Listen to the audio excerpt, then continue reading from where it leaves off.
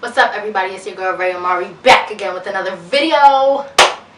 It's 4th of July, but you know, just like I tell everybody else that asks me what am I doing for 4th of July, I tell them Juneteenth already passed.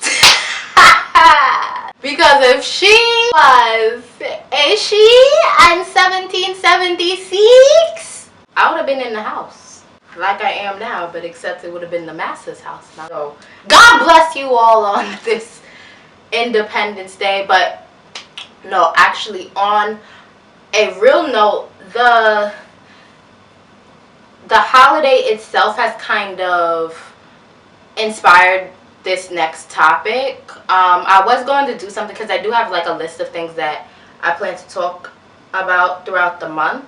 But yeah, like today makes me focus on ancestry a lot, and I think on this holiday in particular, I always think like, where would I be on this day in 1776? Like, what would that look like? And I don't know if I've mentioned what I'm in school for in particular, but I'm getting a master's in urban education, and I feel like on a foundational piece, urban education is a lot of looking into the past to answer current problems. For example, school segregation has a lot to do with, you know, redlining and neighborhood zoning, and it goes deeper than just, oh, we don't want to educate our children in the same building. It's like, you know, we don't want to live in the same spaces, or we don't want to drink the same fountain. We don't want to, like, it's really deep, and I feel like mental health can be taken the same way. I remember a while ago, I was listening to a family member talk about my maternal grandmother, who I've never met before, but I definitely like feel her with me. Like, I know people say that all the time, or they're like, oh, I sense their presence, but I really do. Like, I'm not gonna say like on a daily basis, but when I'm being creative or when I'm writing, doing things that she did or she was known for, I definitely like feel that pull. But a family member was explaining how she battled depression and suicidal ideations, and I always thought not to blame her, but mental wellness is so connected with your DNA. Like, trauma can literally rewire your system. And thinking back to that comment of like, what would I be doing July 4th, 1776? Like, the trauma associated with slavery and bondage and injustice within Black and brown communities, it can carry down. Like, it's very scientifically possible for us to carry out behaviors as we're developing just because it has happened in the past. So I know it's like, I don't want to call it a church term, but you hear it in church a lot about generational curses. So those are described as those things that just affect the entire family. It has affected the entire family for a long period of time, and I think they're very, very real. But I think that once we reach a level of consciousness, no matter where you fall in your generational line, once you've reached enlightenment, I feel, especially like, this is a lot of the educator in me talking, but I think it's very true. Once you become enlightened, you should be pushed to enlighten others. And I don't think it's ever too late to start to go against the grain of what has been taught to you, what has been presented to you, what has been given as a fact to you. Because everything that's valid is not a fact. Feel me? In this video, I was going to do a chit chat originally, but I like when when I have more structure. So I am going to talk about 3 ways that we can combat generational curses, whether that be within our immediate like nuclear family, whether that be within our community. Take it how it best fits for you. So I'm gonna get right into it. Okay, for those who know me, especially that know my teaching style, you know that I am literally obsessed with acronyms. Like, acronyms help me learn, they help me remember stuff. So I came up with an acronym that's really, really easy and hopefully poignant and something that can be easily remembered for you, instead of giving just like 3 random ways I wanted them to be connected. So our acronym is EAT. E-A-T. The E. The E stands for educate. It's so important that you educate yourself about yourself. So reading books, not just, and no shade, but all the shade. When you get into school settings, it's so easy like to constantly read about Rosa Parks and constantly read about Dr. Martin Luther King and constantly read about Malcolm X. All great people. Thank you for your life and your service. I'm here for that. But there are so many people that I'm not even going to name that are to be celebrated and should be learned about, and are really a great aid in helping us understand who we are as people, and not just who we're built as, or built to be, but also like recognize our potential. Because I tell my students this a lot. You're walking around, the interactions that you have with people, it doesn't have to just be like in romantic relationships. You physically walk around as a mirror. So the way that you treat others is a reflection of how you feel about yourself. And you should always be conscientious of, that you're manifesting as a mirror. And it's so important, especially within Black and brown communities, that we know that we're mirroring each other. Mirroring does not mean that it's monkey see, monkey do. It means that the strength that I see in myself, I also know that that strength is in you. Educate, and I say this over and over and over and over again, like my whole master's thesis was basically based on this, that the word educate comes from a Latin root that means to pull out.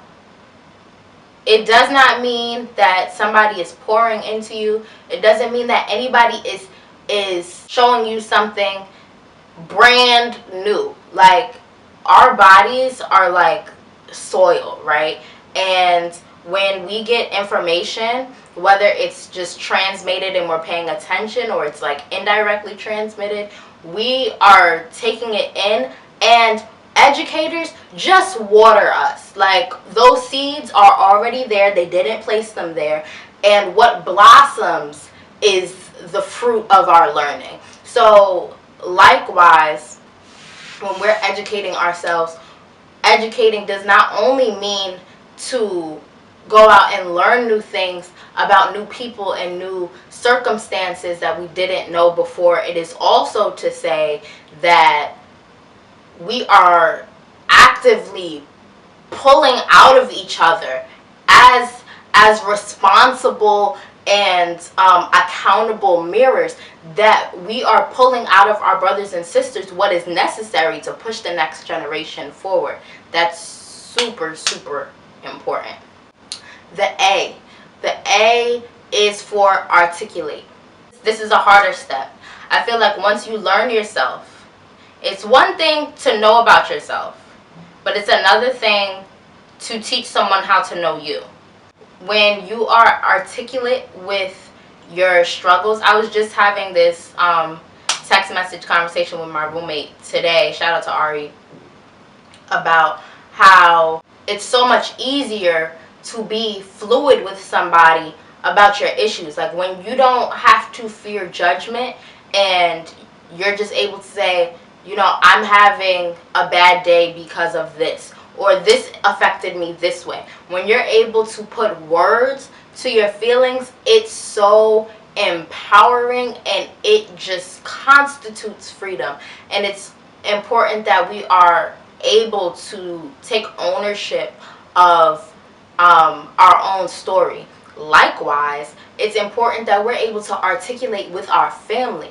I shared this in a previous video that my mother and I, those who know my mother and I's relationship, it's like a very interesting dynamic.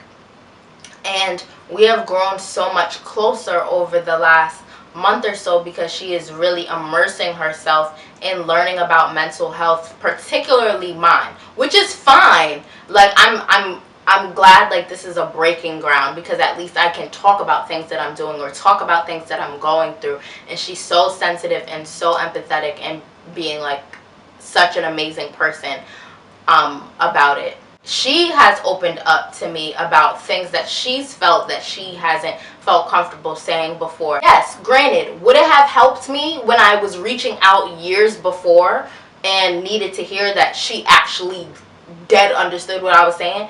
Yes, but I'm glad now, because now I can see how she maneuvers sometimes and attribute it to something else. We have to be open with our family members, because these are our lifelines. Even your chosen family. Get to know people. Like, what's your favorite color? What's your favorite food? Nah, dog. Like, I always say, especially for partners that I've had, the last couple of partners that I've been with, it was so much more important to me that they knew how hot I liked my tea, as opposed to what my shoe size was. Like, one is a way more intimate fact, and I think that we need to get intimate with the people in our lives. We take these words, and I love English, obviously. I'm a literacy educator, but like, we take these words and put these connotations with these words, and we never use them in the right context, or we never like give those words other shapes. Words have shapes. They are fluid. Being intimate with someone is not, let's do it, Brian, jump on my honey. We're not doing all that. That's not just intimacy. Intimacy is sharing your love languages. How can I love you better? How can I show that I care for you in a way that I haven't before? What do you need? Intimate. What makes you happy? What makes you sad? What makes you angry? Like, these are levels that we need to be going deep with the people in our life, with our parents, our guardians, our next generation, our grandparents, our aunts and uncles, our cousins, our best friends, people that are connected to you in any type of emotional way. Know them. Because when you don't know people that's around you, that's how you mess yourself up. Do it for you. Don't do it because I don't really care to get to know. No. No, so you know how to maneuver. It's important. And last but certainly not least, the T is for teach. And just like how I have my philosophy about what education should look like, I have a philosophy about how teaching should look like. Teaching should never be a vertical act. It should be very lateral. When I go into my classroom, I always say, especially when I'm asked a question that I may not know the answer to, because that happens. But let's be honest, teachers and parents and people that work with children, you ain't got the answers, right? You don't always got it. It's not always there. I always let them know, I am not the teacher. We are all learners. The only thing separating us is expertise. There are things that you have expertise in that I don't. So therefore, that makes you the person that is holding the mastery. That's it. So when we are teaching, once we've acquired the information about our history, We've acquired the information about our family and our friends and our loved ones. It's about a cycle, right? So we should be going back to the people who are still on E, who still need to be educated, who still need to be watered. We need to be going back to them on a lateral level and say, hey, I recognize an old self in you. And this is not something that needs to be verbally articulated. Just be proactive. Take initiative and just do. Do in the right spirit. It's not to give somebody the information. It's to unlock those doors. It's to water those seeds. It's already in them. The potential to be that activist is already in them. That potential to be that leader is already in them. That potential to be that advocate is already in them. We just need to present them with the right tools. T can really be either teach or share your tools, because we're just all trying to rise together. When education becomes a fight for who can know the most, the fastest, then we are feeding into these neoliberal factory model citizens point of view, and it's not healthy. We are trying to build mental wellness. We're trying to build financial literacy. We're trying to build our economy. We are trying to build our peace of mind. We are trying to build our organizations, build our relationships with others. It's all about building. I hope that you've enjoyed this video. I tried to make this as short as possible. I get really passionate about these things, especially when I can link it to education. But before I go, I just want to say thank you to the amount of people that have DM'd me or texted me and said that they were watching my videos or binge watching my videos, and how they're needed and important and how they've affected them just this past week. I love you and I thank you. Thank you so much for reaching out. Those messages really push me forward and really give me something to work towards. So I thank you so much. Please stay hydrated if you're outside enjoying the holiday. Enjoy your time with family. Be safe today. Please be aware of your surroundings. And I will see you tomorrow. Love your life, love your girl. Take a stand to change the world. When it is all said and done, like, comment, subscribe.